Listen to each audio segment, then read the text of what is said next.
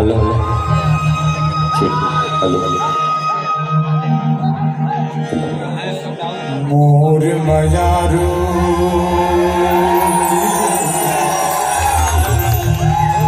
संगी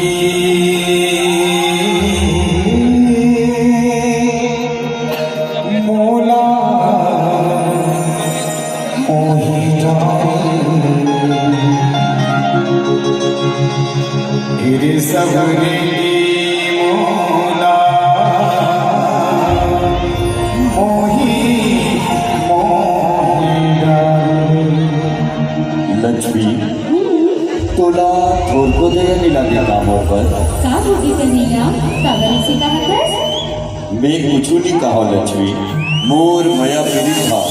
सब कुछ कह देते और काला कहा लक्ष्मी का बात है कन्हैया कुछ बोलना चाहत है इसका लक्ष्मी